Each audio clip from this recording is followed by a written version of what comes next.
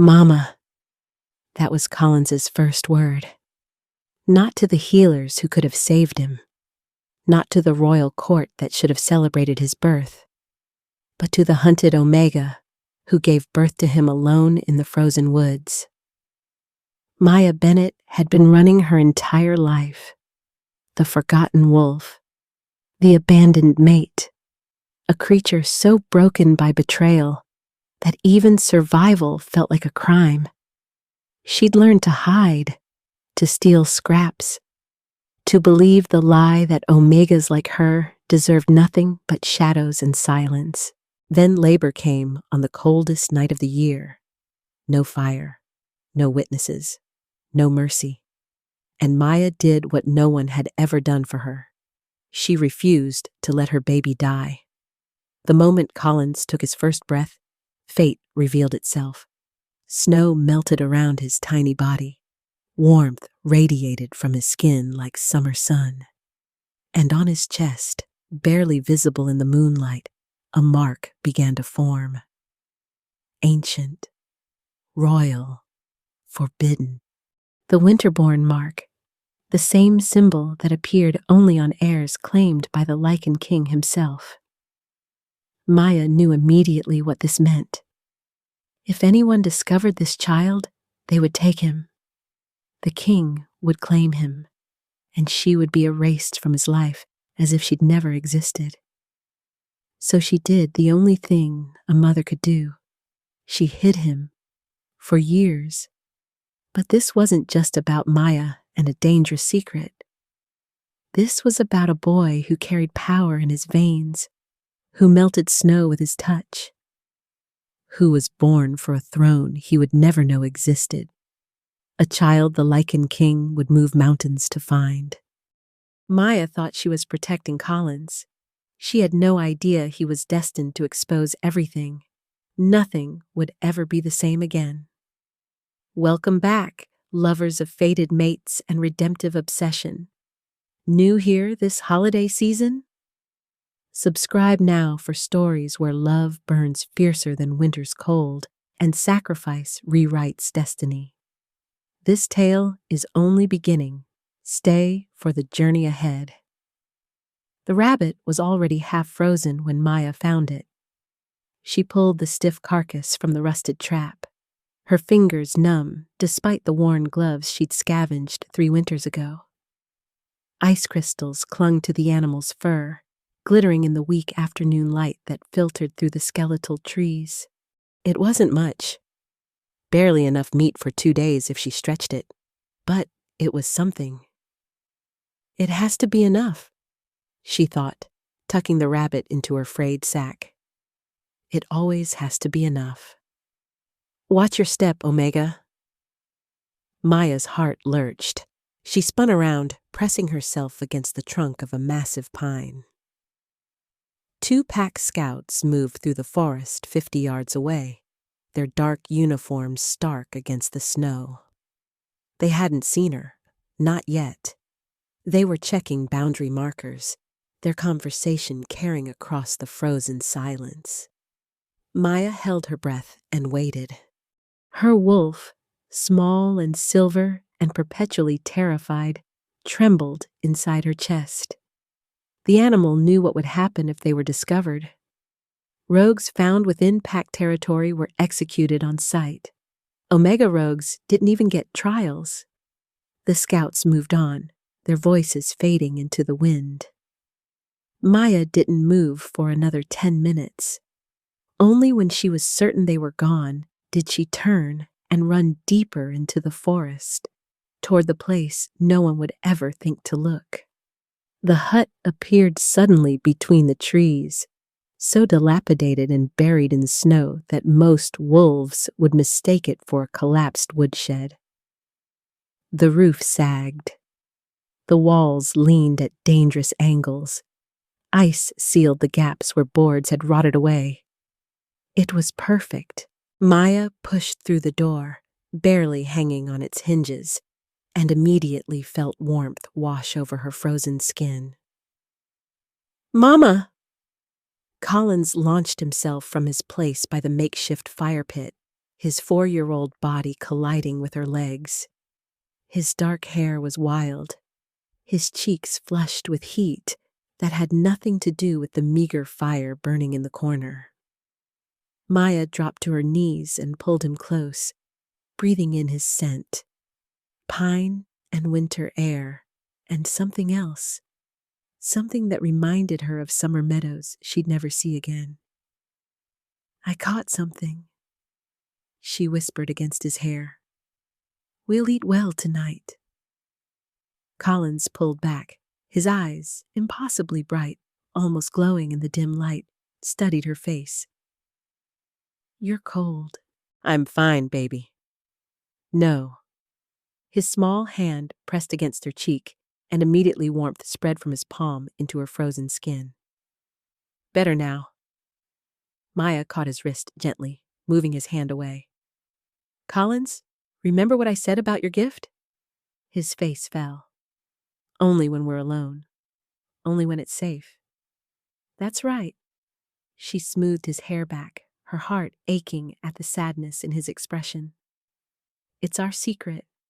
Our special secret." He nodded solemnly, but she saw the question in his eyes. The same question he'd asked 100 times in 100 different ways. Why can't I be like other children? Why do we hide? She couldn't tell him the truth. Not yet. Maybe not ever.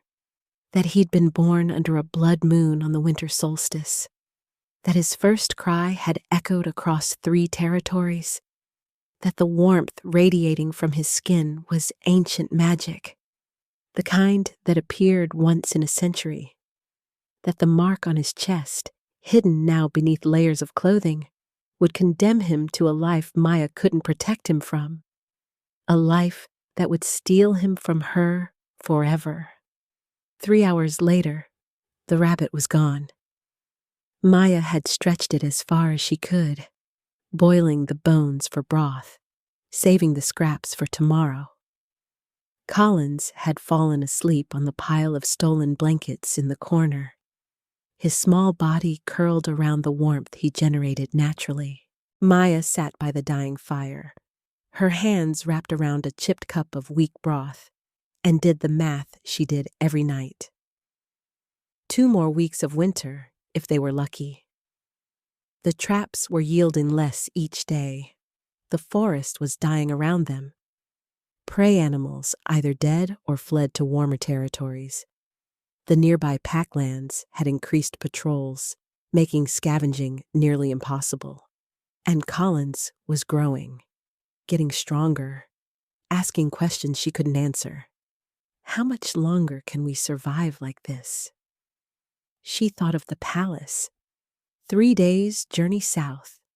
The Lycan King's seat of power, where pack members from across the realm traveled to seek judgment, request aid, or pledge loyalty. Where starving Omegas sometimes went, desperate enough to beg for scraps in exchange for labor. The idea terrified her, but so did watching Collins grow weaker. So did the frost that crept further into their hut each night. So did the reality that survival in the forest was no longer survival at all. It was just a slower death. Maya looked at her sleeping son, at the peace on his face that only came when he didn't know he was different, when he didn't understand the danger he represented. Just a little longer, she promised herself. Just until spring. But deep down, in the part of her that had learned to recognize impossible choices, Maya knew. Spring wouldn't save them.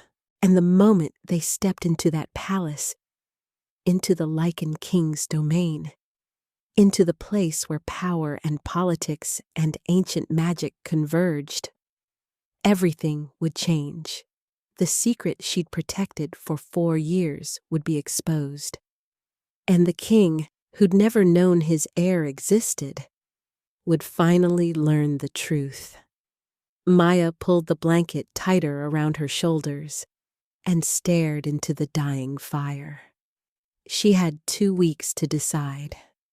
Run deeper into the wilderness and watch Collins fade, or walk into the palace and risk losing him forever. Either way, hiding was almost over.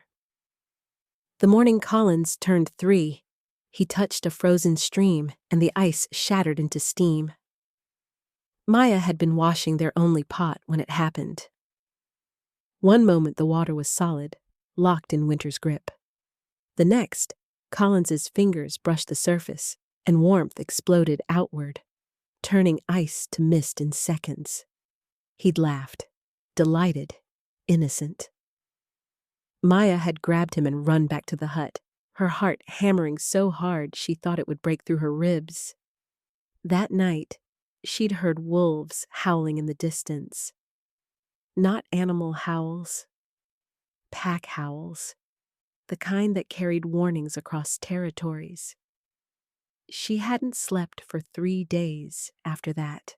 The differences had started small. Collins never got cold, even when Maya's fingers turned blue and her teeth chattered. He'd sleep without blankets in the dead of winter, his small body radiating heat like a living furnace. Snow melted wherever he walked, leaving bare earth in his footprints. But it was getting worse. Last week, he'd sneezed and the fire had roared to life, flames licking up the walls until Maya threw snow on them. 2 days ago, he'd cried over a dead bird and the ground beneath it had thawed, grass sprouting green and impossible in the frozen soil. Maya watched him now as he played with sticks by the fire, arranging them into patterns only he understood. His eyes glowed faintly in the shadows, amber light that shouldn't exist in a child so young. The mark on his chest had grown too. What had been barely visible at birth now sprawled across his small torso. Intricate lines that resembled frost patterns and ancient runes, pulsing with soft light whenever his emotions ran high. She tried to hide it, wrapped him in layers, told him never to take off his shirt, even when he complained about the heat his own body generated. But she knew. Deep down, she knew. This wasn't something cloth could conceal forever. Maya had heard the stories. Every Omega had. Whispered around cooking fires and in servant quarters, tales passed down through generations. Winterborn children appeared once in a century, always during the solstice, always under a blood moon. They were marked by ancient magic, blessed by the first Lycan spirits, destined for power that could reshape kingdoms, and they belonged to the Lycan King. The story said the king could sense them, that the moment a winterborn child came within his territory, something in his blood would recognize them, call to them, claim them. The children were always taken to the palace, always raised as royal wards, always disappeared from the lives of whoever bore them. Maya's hands trembled as she stirred the thin soup. She thought distance would protect them, that hiding in the forgotten corners of the realm, far from packlands and royal roads, would be enough. But Collins was getting stronger. His power was growing, and every day, every small miracle he performed increased the chance that someone would notice, that someone would report it, that the king would come. "Mama?" Collins looked up from his sticks, sensing her distress the way he always did. "You're scared again." Maya forced a smile, crouching beside him. "I'm fine, baby." "You're lying." His small hand touched her face, warmth spreading from his palm. "Is it because of me? Because I'm different?" The question shattered something in her chest. She pulled him close, breathing in his scent, feeling his impossible heat against her frozen skin. "You're not different. she whispered fiercely. "You're perfect. You're mine, and I will never let anyone take you from me." Collins hugged her back, his power humming beneath his skin like a sleeping storm. Outside, the wind howled, and Maya wondered how much longer she could keep that promise. 4 years. That's how long Maya kept them invisible. 4 years of checking traps in the dark, of stealing firewood from abandoned camps, of teaching Collins to be silent when wolves passed too close. 4 years of near starvation and frozen nights, and waking up terrified that this would be the day someone found them, but they survived. Maya learned which streams still had fish, which routes were safe to dig up in winter, which packed territories had the weakest patrols. She became a ghost in the forest, moving through shadows, leaving no trace. And Collins learned too. He learned to hide his glow under thick clothes, to suppress the warmth that wanted to pour from his skin, to pretend he was cold when other wolves were near, even though Maya knew it cost him something every time. He learned silence first, then stillness, then invisibility. The skills that had kept Maya alive her entire life, she now taught her son.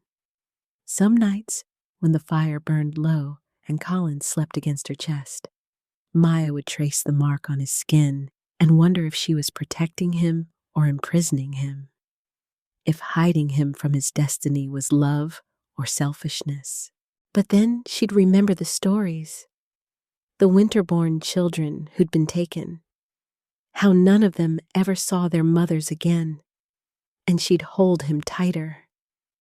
They had rituals, small joys carved out of hardship. Every morning, Collins would melt the ice in their water bucket with a touch of his hand.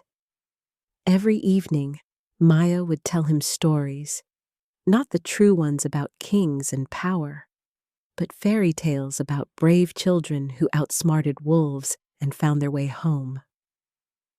"Am I brave, Mama?"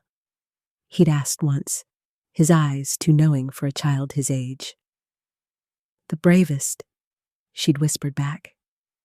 He never complained, not about the hunger or the cold or the loneliness.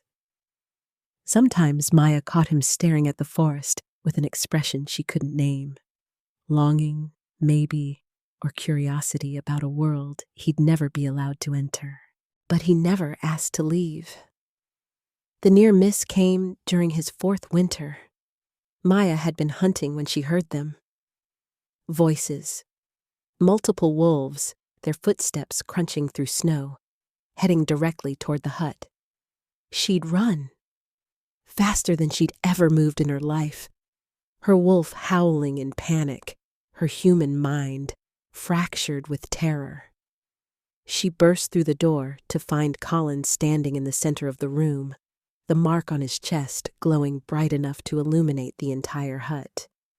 He was crying, scared by the approaching wolves, and his power had responded to his fear. Maya heard them outside, 30 seconds away, maybe less. She grabbed Collins, smothered his glowing chest against her body, and pressed them both into the darkest corner. Her hand covered his mouth. Her wolf forced dominance over his, commanding silence with the only authority she possessed: mother's command. The footsteps stopped outside the door. "Just an old collapsed shed," one voice said. "Thought I saw smoke," another replied. "Probably reflection off the snow. Come on, we're wasting time." They stood there for an eternity. Maya felt Collins trembling against her, felt his power fighting to break free, felt her own heart beating so loud she was certain they'd hear it. Then, finally, the footsteps moved away. Maya didn't breathe for 5 more minutes. When she finally released Collins, his face was streaked with tears, his small body shaking not from cold, but from the effort of containing what he was. "I'm sorry," he whispered. "I'm sorry, Mama. I tried to control it." She held him while he cried, while the glow finally faded from his skin, while the reality settled over them both like fresh snow. They'd been lucky. Next time, they might not be. That night, Maya stared at their dwindling supplies and made a decision she'd been avoiding for 4 years. They couldn't hide forever. The last trap came up empty on a Tuesday. Maya stared at the rusted metal, snow gathering on her eyelashes, and felt something break inside her chest. No rabbit, no squirrel, nothing. She checked the other 5 traps, all empty. The forest had finally died. When she returned to the hut, Collins was lying on the blankets, his small body curled tight despite the warmth he generated. He didn't get up when she entered. Didn't ask if she'd found food. He already knew. Maya knelt beside him, brushing hair from his forehead. His cheeks were hollow. His skin, usually flushed with unnatural heat, looked pale. Even winter-born children needed to eat. "Mama," he whispered, "my stomach hurts." The words destroyed her. That night, the temperature dropped lower than it had all season. Maya watched frost creep across the inside of the walls, watched their pathetic fire sputter and die despite Collins's attempts to feed it warmth. The forest wasn't just dying. It was actively trying to kill them. She thought about her options. All 2 of them. Stay here and watch Collins fade, or walk into the palace and face the Lycan King. By dawn, she'd made her choice. Maya packed what little they had, 2 blankets, a knife, the empty water skin. She dressed Collins in every layer they owned, wrapping cloth around his chest to hide the mark, pulling a hood low over his 2 bright eyes. "Where are we going?" he asked. "Somewhere warm," she lied. "Somewhere with food." The journey south took 3 days. 3 days of Collins stumbling through snow, of Maya carrying him when his small legs gave out, of pushing forward because stopping meant dying. They passed through territories she'd spent years avoiding, skirted packlands that would have executed her on sight, followed roads that led toward the one place she'd sworn never to go. On the 3rd evening, the palace appeared on the horizon, massive, stone, imposing. The Lycan King's fortress rose from the winter landscape like a crown of iron and ice, smoke curling from 100 chimneys, walls so high they seemed to scrape the clouds. Collins stared up at it, his eyes wide. "Is that where we're going?" Maya's throat closed. She looked down at her son, starving, exhausted, innocent, and knew the moment they crossed those gates, everything would change. The king would see him, would sense what he was, would take him, but at least he'd be alive. "Yes, baby," she whispered. "That's where we're going." She picked him up, held him close, and walked towards the palace, toward survival, toward exposure, toward the man who would shatter their world. The palace guards stopped them at the outer gates. Maya kept her head down. Collins pressed against her chest. "Please, we need food. I can work. I'll do anything." The guards exchanged glances. One laughed. "Another beggar Omega. Take it to the servants' entrance." They were shoved toward a side door, through corridors that reeked of old stone and power, into a kitchen where dozens of wolves worked in synchronized chaos. A woman with steel-gray hair and a cruel mouth looked Maya up and down. "You're filthy!" the head servant spat. "But we're short-staffed for the king's banquet tonight. You'll scrub floors. The child stays in the servants' quarters." "No." Maya's arms tightened around Collins. He stays with me." The woman's eyes narrowed, but before she could respond, the kitchen doors burst open. Silence crashed through the room like a physical force. King Julian Frost filled the doorway. Maya had heard descriptions. None of them had prepared her for the reality. He was massive, easily 6.5 feet of pure muscle and lethal grace.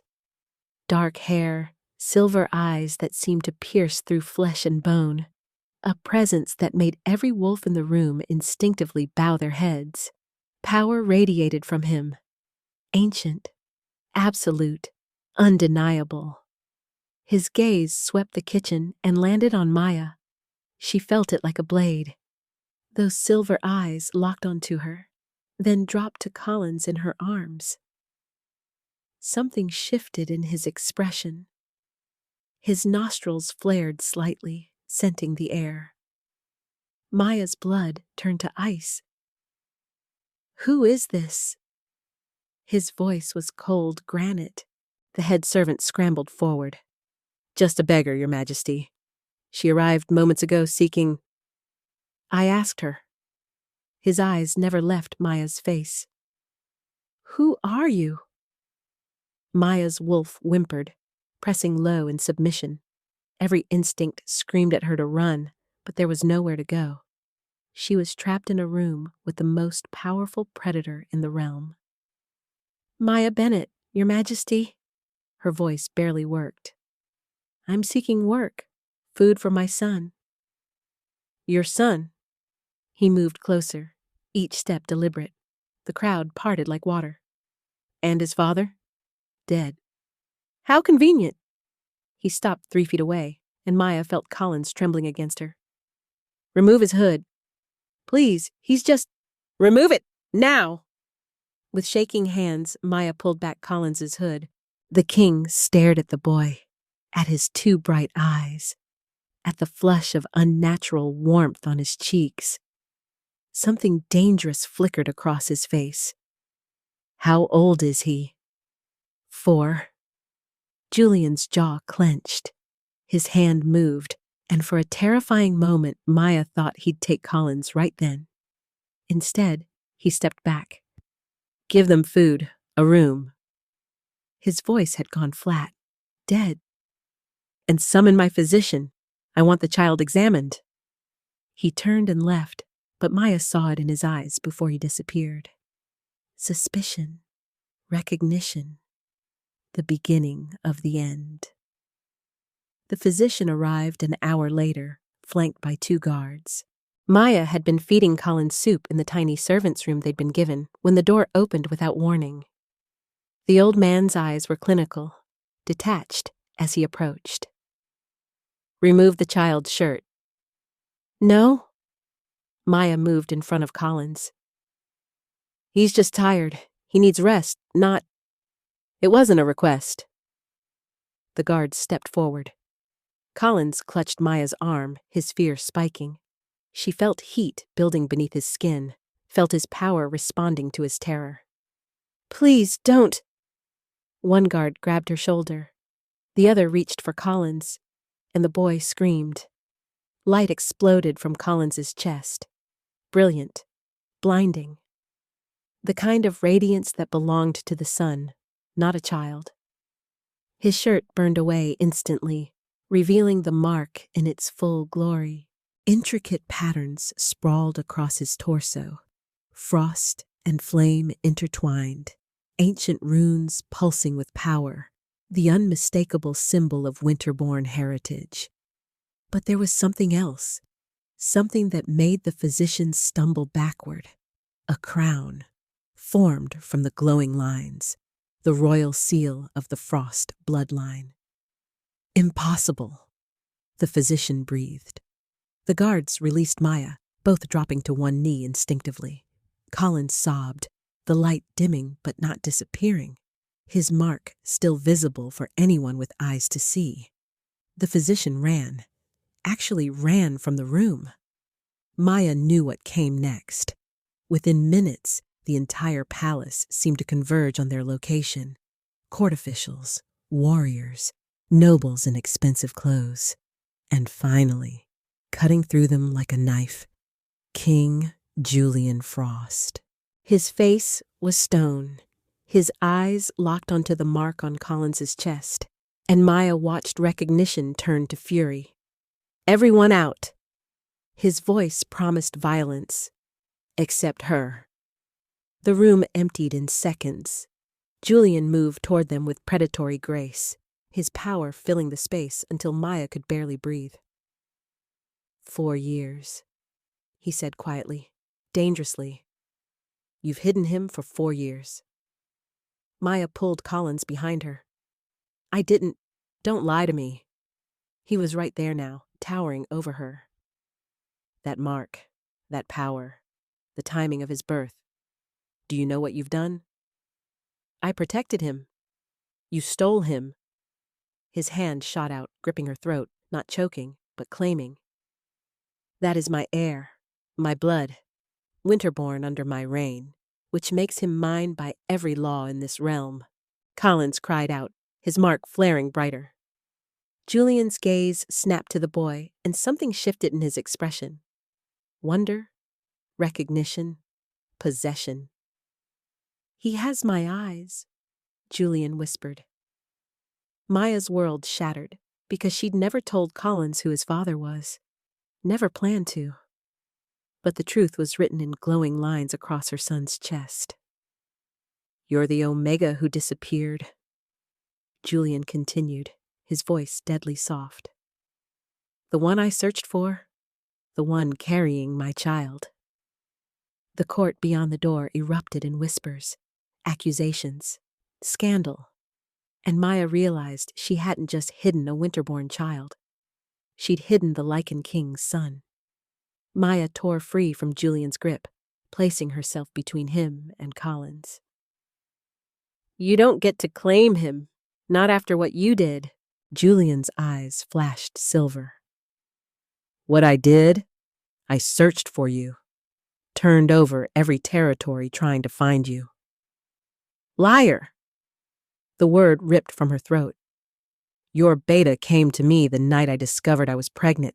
He told me you'd rejected the bond, that carrying an Omega's child would weaken your bloodline, that I had 2 choices, terminate the pregnancy or disappear." Silence crashed through the room.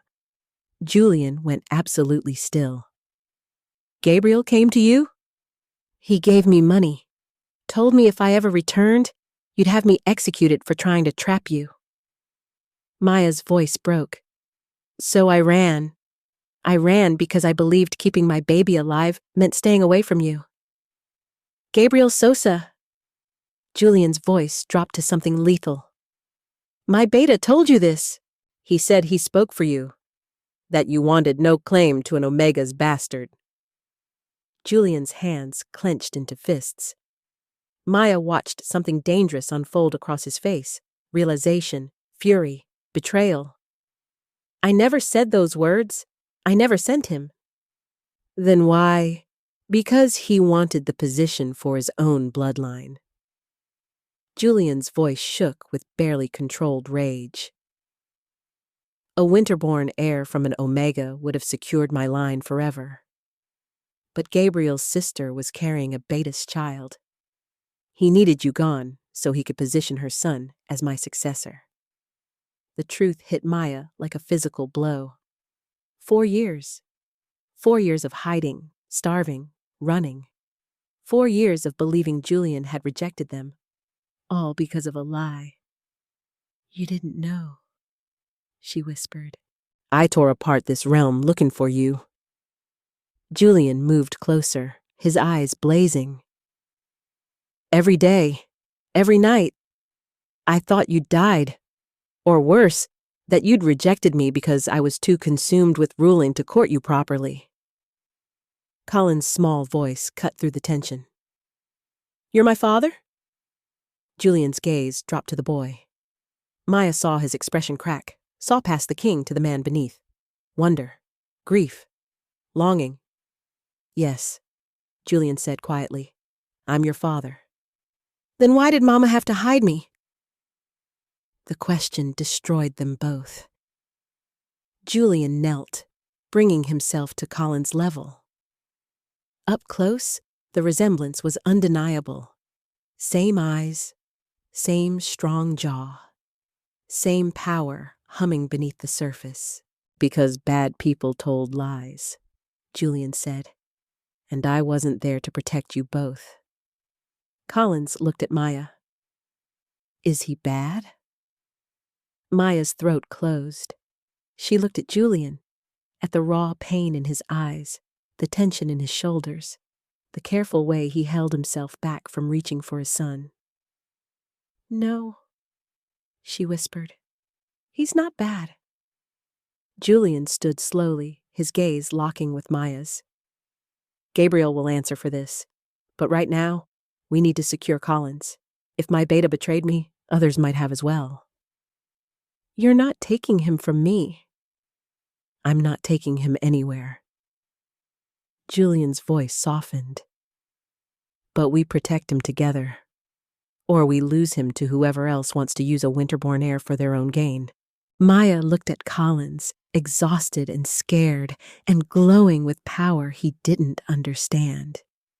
She'd spent 4 years running from this man. Now she had to trust him. The palace shifted around them overnight. Julian moved Maya and Collins to the royal wing, 2 rooms adjacent to his own, guarded by warriors he'd personally trained. But even behind locked doors and armed sentries, Maya felt eyes watching them, whispers following her through corridors. The Omega who bore the king's heir. The woman who'd hidden winterborn royalty. The threat to every political calculation in the realm. Julian had Gabriel arrested at dawn. By noon, 3 more court officials had disappeared, allies of the Beta, wolves who'd helped orchestrate the deception. But Maya saw it in Julian's face when he returned from the interrogations. They hadn't found everyone. "Gabriel won't talk," Julian said, pacing his private study while Maya sat with Collins sleeping in her lap. "But his correspondence tells enough. He had supporters. Nobles who believed a winterborn heir from an Omega would destabilize pack hierarchies." "They wanted Collins dead." Maya's arms tightened around her son. "They wanted him never to exist." Julian's voice was granite. "And now that he does, they want him erased before he can claim his birthright." A knock interrupted them. One of Julian's trusted warriors entered, his face grim. "Your Majesty, we found poison in the kitchen, in the food being prepared for the Omega and child." Maya's blood went cold. Julian's power exploded through the room, making the walls tremble. "Who?" "The cook claims he was following orders from the head servant. She's disappeared. Find her, and triple the guard on this wing." The warrior left. Julian crossed to Maya, dropping to one knee in front of her. Up close, she saw the exhaustion in his eyes, the weight of ruling a realm where his own court wanted his heir dead.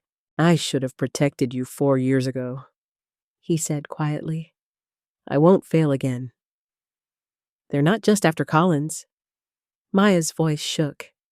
"They're after me too, because if I die, he's just an orphan, easier to control, easier to eliminate." Julian's jaw clenched. "You're under my protection now. Anyone who touches you answers to me." But protection in the palace felt like a prettier cage. Maya watched Collins sleep and wondered if they'd traded one kind of hiding for another. The assassination attempt came 3 days later. Maya was walking Collins through the royal gardens, surrounded by guards, supposedly safe, when arrows screamed through the air. She threw herself over Collins as warriors rushed forward, shields raised. One arrow got through. It buried itself in Maya's shoulder, and she felt fire spread through her veins. Her vision blurred. Her legs gave out. Mama! Colin's scream was accompanied by an explosion of heat and light. His power detonated outward, melting the snow, scorching the earth, sending attackers fleeing. Julian arrived like a storm, barking orders, cradling Maya against his chest, while physicians rushed forward. She felt his hands shaking as he pulled the arrow free. "Wolfsbane," someone said. "Concentrated enough to kill an Omega in minutes." Maya's wolf was already dying inside her chest. The poison burned through her blood, shutting down her organs one by one. She looked up at Julian, at the raw terror in his eyes, and managed one word. "Collins!" "He's safe. Stay with me." Julian's voice cracked. "Maya, stay with me." But darkness was pulling her under. She heard Collins crying, felt Julian's hands on her face, heard him shouting for healers, for medicine, for anything that could save her. Her last thought before the poison claimed her was simple. She'd survived 4 years in the wilderness, but the palace had killed her in 3 days. And now Collins was alone with a father he barely knew, in a court that wanted him dead, surrounded by enemies wearing friendly faces. She'd failed him. The darkness swallowed her whole. Maya woke to the sound of her son crying, not the soft whimpers of a frightened child, but the raw, broken sobs of someone who'd lost everything. She forced her eyes open, her body screaming in protest, and found herself in Julian's private chambers. Collins sat beside her bed, his small hands clutching hers, his face wet with tears. The moment he saw her eyes open, he threw himself against her chest. "You died," he sobbed. "You stopped breathing, and your heart stopped, and you died." "I'm here, baby." Maya's voice was barely a whisper. Her shoulder throbbed where the arrow had been, but she was alive. Impossibly alive. Julian stood in the shadows near the window, his face haggard. "The poison should have killed you in minutes. It didn't." "How?" "Him." Julian nodded toward Collins. "When your heart stopped, his power exploded. It burned the poison out of your blood. Somehow, his winter-born magic saved you." Maya looked at her son, at the exhaustion etched into his young face, and realized what it had cost him. Collins had given everything to keep her alive. "The court is calling for answers," Julian continued.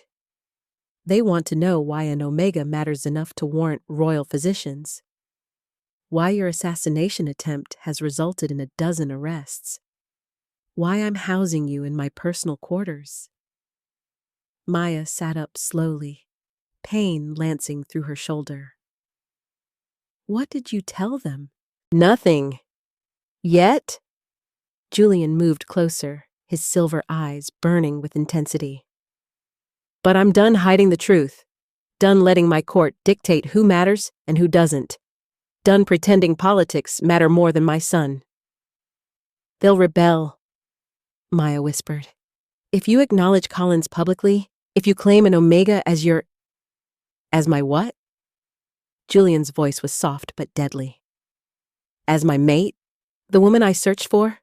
The mother of my heir?" Maya's breath caught. "I'm no one. I'm nothing. An Omega who—" "You survived 4 years alone in the wilderness to protect our son." Julian knelt beside the bed, his hand covering hers. "You faced starvation, exposure, and death rather than abandon him. You walked into my palace knowing it might destroy you, because his survival mattered more than your fear." His grip tightened. "You are the strongest wolf I've ever known, and I'm done letting anyone tell me you're not worthy of standing beside me." Tears burned Maya's eyes. "Your court will never accept it." "Then my court can burn." The words were a vow. I've spent my entire reign playing politics, making compromises, keeping peace, and it nearly cost me everything that matters. He looked at Collins, then back at Maya. No more hiding. Not for you. Not for him. Not for any of us. A knock at the door interrupted them. Julian's head warrior entered, his expression grim. Your Majesty, the arrested conspirators have been talking. The plot goes deeper than we thought. 7 noble houses are involved. They're demanding you renounce the Omega's child or face civil war. Julian stood slowly, his power filling the room until Maya could barely breathe. Summon the entire court, every noble, every beta, every wolf with authority in this realm. We meet in the throne room in 1 hour. Your Majesty, they're threatening. I don't care what they're threatening. Julian's voice was ice and iron. 1 hour. The warrior left. Julian turned to Maya, offering his hand. Can you stand? Maya's entire body screamed in protest, but she took his hand and let him pull her upright. Collins immediately pressed against her side, his power humming beneath his skin. What are you going to do? She asked. I'm going to make a choice. Julian's eyes blazed. The one I should have made 4 years ago. An hour later, Maya stood beside Julian's throne, Collins in her arms, facing a court that looked ready to riot.